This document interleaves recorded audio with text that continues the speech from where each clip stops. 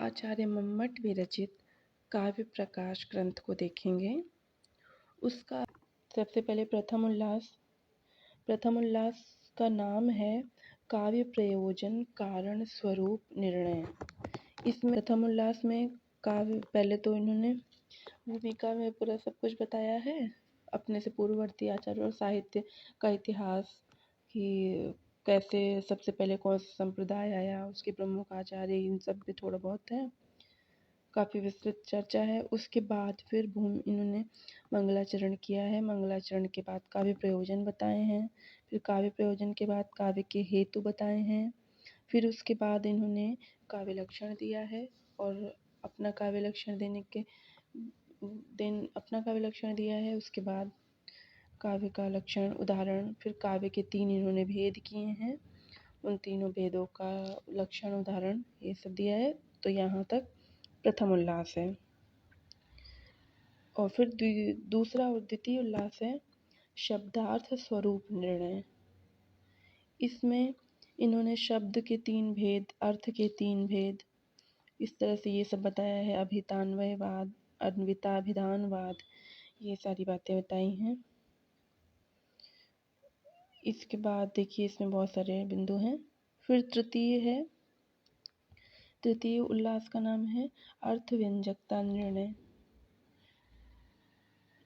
तो तीसरे में है अर्थ व्यंजकता। इसमें आर्थी व्यंजना के भेद, ये अर्थ में व्यंजकता कैसे आती है, ये सब, इन सब चीज़ों का वर्णन है। ये बहुत बड़ा तो नहीं है, सामान्य ही है। चतुर्थ उल्लास है ध्वनि निर्णय। ये सबसे इसका संपूर्ण काव्य प्रकाश ग्रंथ का सबसे महत्वपूर्ण उल्लास भी है और विस्तृत भी है ये काफ़ी। तो देखिए इसमें चतुर्थ उल्लास का नाम है ध्वनि निर्णय। तो इसमें पूरा इन्होंने वो रस निरूपण, पूरा रस के सारे भाव, ये सारी चीज़ें, पूरा सब कुछ बताया है विस्तृत। ये देखिए, आप देख रहे होंगे।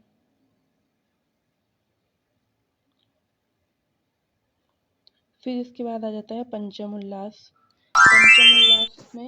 पंचम उल्लास का नाम है ध्वनि गुणीभूत व्यंग्य संकीर्ण भेद निर्णय। जो इन्होंने आगे पहले बताया था ना, ध्वनि के 3 भेद किए थे, यानी काव्य के 3 भेद किए थे, तो वही।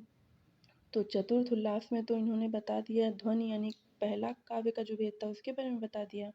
और पंचम में ध्वनि का जो दूसरा भाग है, भेद है, उसके बारे में बताया है, उसका विस्तृत वर्णन किया है।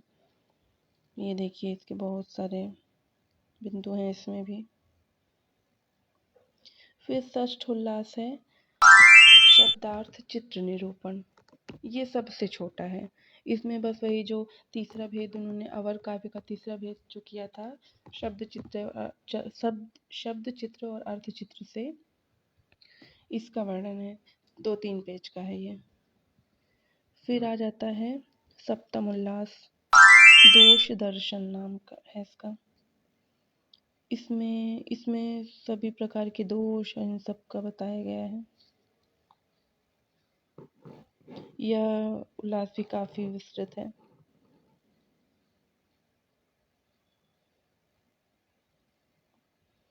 अष्टम उल्लास है गुणालंकार भेद निर्णय, यानी कि 7वें में इन्होंने दोष बताया, 8वें में बता रहे हैं गुण और अलंकार, गुण अलंकार क्या है, उसके भेद क्या है, कैसे होता है, ये सारी चीज़ इसमें बताएंगे।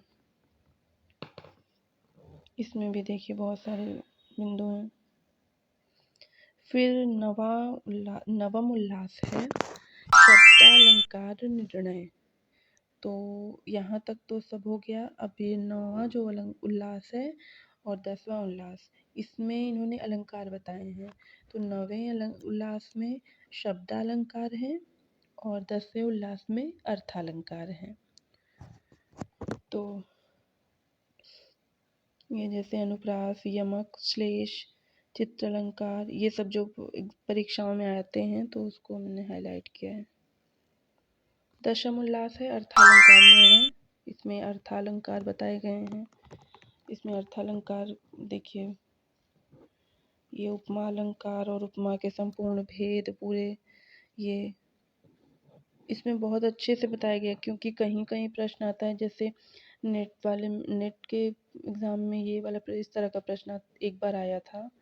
वो वाला ऐसे उसमें प्रश्न था कि इसमें से सादृश्य मूलक, हाँ, ये प्रश्न था कि इसमें से सादृश्य मूलक अलंकार कौन सा है। तो उसमें कई सारे उधर मतलब 4 विकल्प थे, तो उसमें 3 अलग थे इससे, और चौथा ये था, मतलब एक विकल्प उत्प्रेक्षा अलंकार था, और जो बाकी थे वो सारे दूसरी तरह के थे।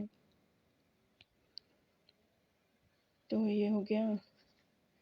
और ये सब अलंकार एकदम महत्वपूर्ण रहते हैं, सभी परीक्षाओं में पूछे जाते हैं। रूपक अलंकार, परिसंख्या, अपनुति, समासोक्ति, अतिशयोक्ति, दृष्टांत अलंकार, और सबसे महत्वपूर्ण तो विभावना और विशेषोक्ति। दोनों एक दूसरे के विपरीत हैं, लेकिन लगभग जहाँ पे अलंकार पाठ्यक्रम में सम्मिलित है, तो समझ लीजिए कि विभावना विशेषोक्ति में से एक प्रश्न तो आना ही आना है। फिर अर्थांतर न्यास अलंकार, विरोधालंकार, स्वभावोक्ति अलंकार, भ्रांतिमान अलंकार और संसृष्टि संकर ये अलंकार, यानी इन्होंने 61 अर्थ अलंकारों का प्रयोग किया बताया है। तो यहाँ 10 उल्लासों का परिचय सामान्य आपने देख लिया। अब हम इस ग्रंथ का मंगलाचरण करेंगे। नियतिकृत नियम रहितां ह्लादैकमयीं परतन्त्रां नवरसरुचिरां निर्मितिं मादधति भारती कवेर्जयति।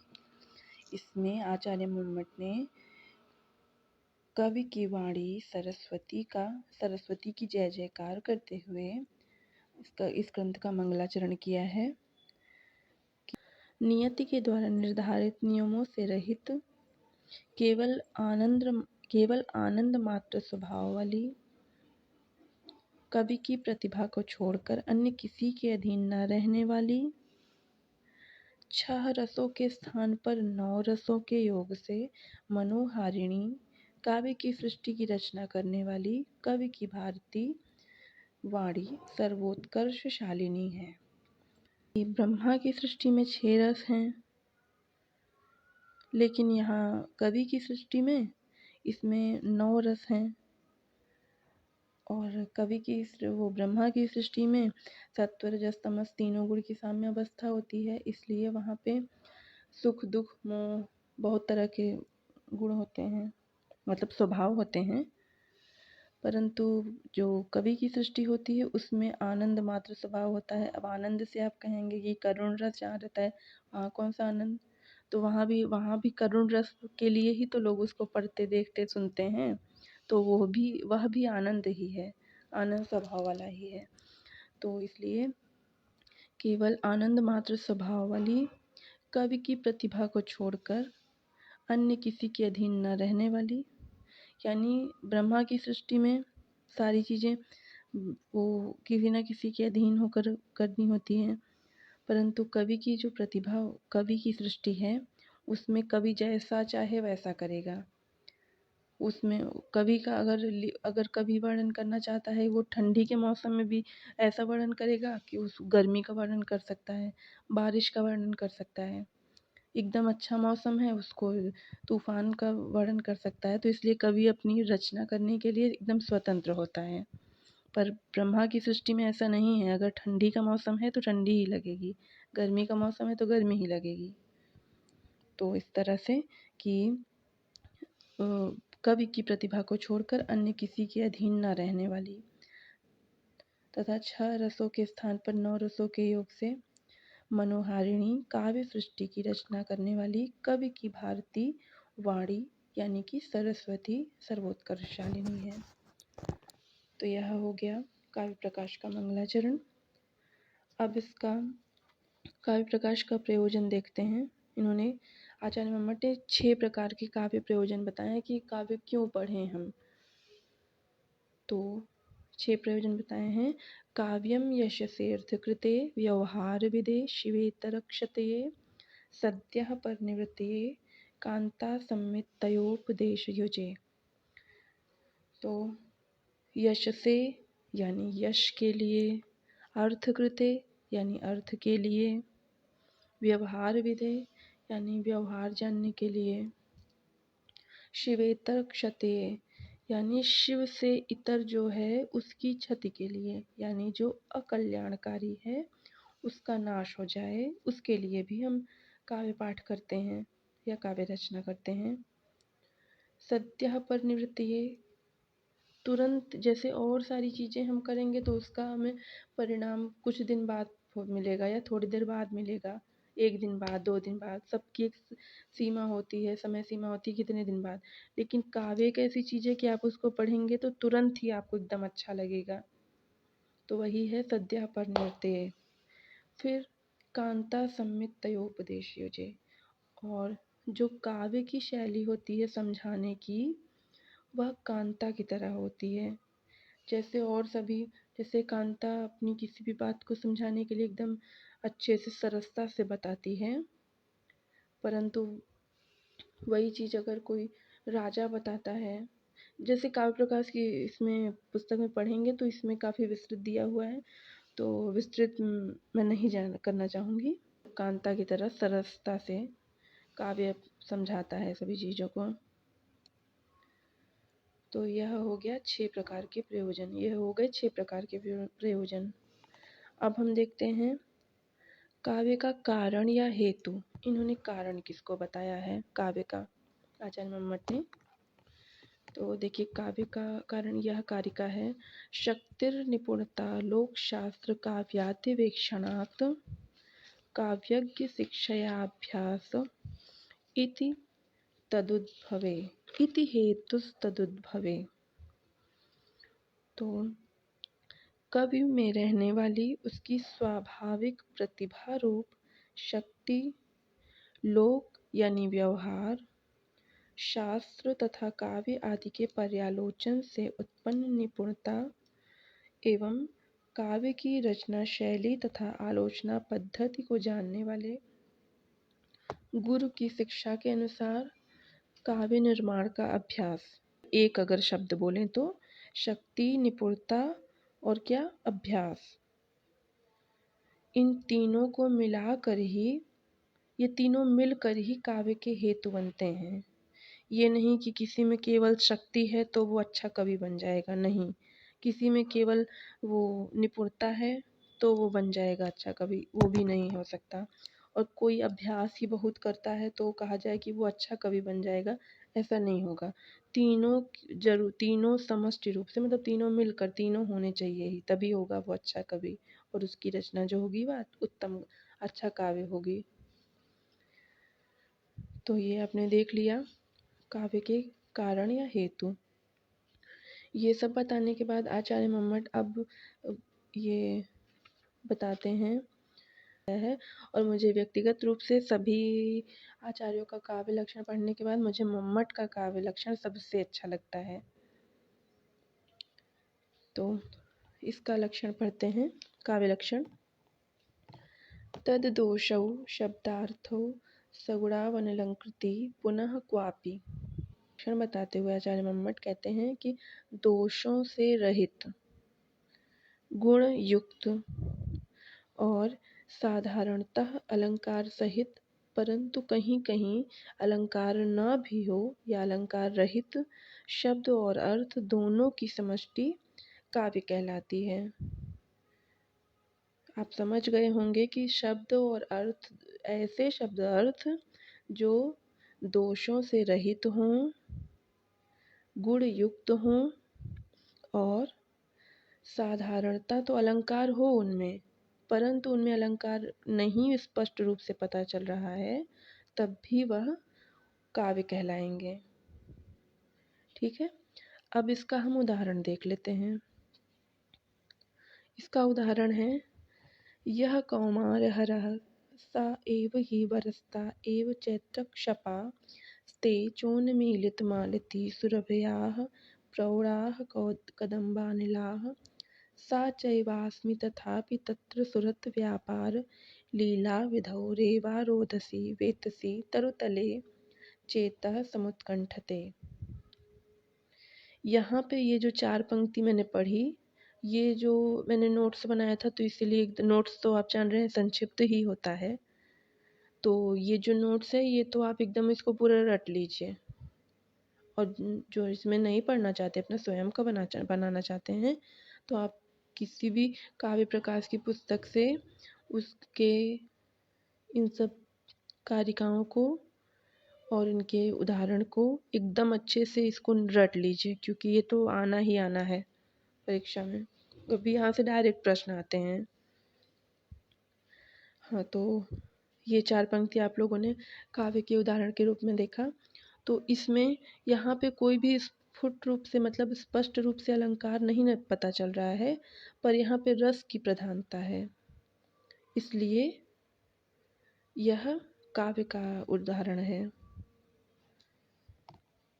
अब इन्होंने काव्य का लक्षण बताया, उदाहरण भी बता दिया कि काव्य का यह उदाहरण है। फिर अब ये काव्य के भेद करेंगे। तो काव्य के 3 भेद करेंगे।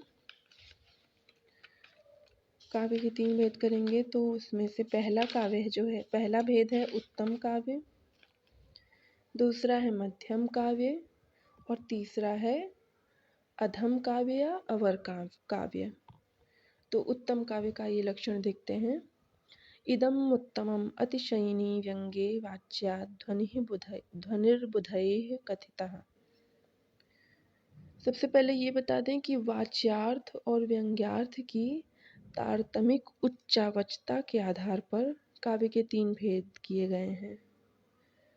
मतलब ये कि किसमें, इसमें जैसे किसी पद्य में व्यंग्यार्थ अधिक चमत्कार युक्त है कि वाच्यार्थ अधिक चमत्कार युक्त है, उसके आधार पर इन्होंने काव्य के भेद किए हैं।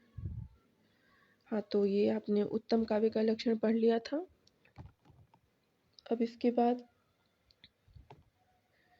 उत्तम काव्य वह है जिसमें वाच्य अर्थ की अपेक्षा व्यंग्य अर्थ के अधिक चमत्कार युक्त होने पर इदम यानी काव्य,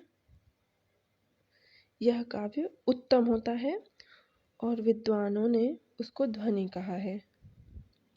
यहाँ बुधई से तात्पर्य है वैयाकरणों से, क्योंकि उन्होंने ही ध्वनि शब्द पहली बार मतलब व्यवहार में लाया था। फिर इसके बाद अब हम इसका उदाहरण देख लेते हैं। किसका हम उदाहरण देख रहे हैं? हम उदाहरण देख रहे हैं उत्तम काव्य का। तो उत्तम काव्य का उदाहरण है निःशेषच्युत चंदनम स्तन तटम निर्मृष्ट रागोधरो नेत्रे दूरम मनंजने पुलकिता तन्वी तवेयम तनुः मिथ्यावादिनी धूति बांधव जनस्याज्ञात पीडागमे वापीं स्नातुं मितो गतासि न पुनस्तस्य अधमस्यांतिकम्। यह हो गया। यहाँ पे ये जो अधम पद आया है ना, पुनः तस्य अधमस्यंतिकम, यहाँ अधम पद से व्यंजकता आ रही है। यहाँ पे अधम पद की प्रधानता है। तो यह जो है उत्तम काव्य का उदाहरण है। फिर इसके बाद दूसरा भेद यानी मध्यम काव्य इन्होंने बताया है। अतादृशी गुणीभूत व्यंग्यम व्यंग्ये तो मध्यमम। अतादृशी यानी उसके जैसा नहीं, उसके जैसा से तात्पर्य है अभी जिससे इसके पूर्व आपने पढ़ा ना उत्तम काव्य, उससे उसके विपरीत यानी उससे अलग, उस प्रकार के अर्थात वाच्य से अधिक चमत्कारी व्यंग्य अर्थ न होने पर, मतलब यहाँ पे व्यंग्य अर्थ जो है वो वाच्य अर्थ से अधिक चमत्कारी नहीं होगा। न होने पर गुणीभूत यानी मध्यम काव्य को गुणीभूत व्यंग्य कहा जाता है। गुणीभूत व्यंग्य नामक दूसरे प्रकार का काव्य होता है जो मध्यम काव्य कहा जाता है। इसका उदाहरण है ग्राम तरुणम तरुणया नववञ्जुलमञ्जरी सनाथकरं पश्यन्त्या भवति मुहुः नितरां मलिना मुखच्छाया। वाच्यचित्रम् अव्यङ्ग्यं तु अवरं स्मृतम्, अर्थात व्यंग्य अर्थ से रहित शब्द यहाँ, यानी कि यहाँ पे व्यंग्य अर्थ ना के नहीं होता है, और या तो होता भी है तो ना के बराबर, उसका कोई अर्थ मतलब वहाँ नहीं रह जाता। मतलब से तात्पर्य है कि चमत्कार युक्त नहीं रहता है। व्यंग्य अर्थ से रहित शब्द चित्र तथा अर्थ चित्र दो प्रकार का अधम काव्य कहा गया है। तो अधम काव्य के दो भेद हैं, शब्द चित्र और अर्थ चित्र। इसका उदाहरण देख लेते हैं। शब्द चित्र का उदाहरण है स्वच्छंदोच्छलदच्च कच्च कुहरच्च तेतराम्ब छटा मूर्छन मोह महर्षि हर्ष विहित स्नानानिकान्हाय वह। यह चित्र काव्य का उदाहरण है शब्द चित्र का। और अर्थ चित्र का उदाहरण है विनिर्गतं मार्दमात्ममन्दिरात् भवति उपश्रुत्य यदृच्छयापियं ससंभ्रमेन्द्र द्रुतपातितार्गला निमीलिताक्षीव भियामरावती। यह है अर्थ चित्र का उदाहरण। तो यहाँ तक प्रथम उल्लास था, यहाँ से प्रथम उल्लास समाप्त होता है। तो प्रथम उल्लास का सारांश आप देख लीजिए कि इसमें सबसे पहले मंगलाचरण है, उसके बाद काव्य के प्रयोजन बताए गए हैं, उसके बाद काव्य के साधन यानी काव्य के हेतु बताए गए हैं, फिर काव्य का लक्षण तथा काव्यों का मतलब काव्य के भेदों का वर्णन किया गया है। और काव्य के तीन भेद ध्वनि काव्य, गुणीभूत व्यंग्य काव्य और चित्र काव्य।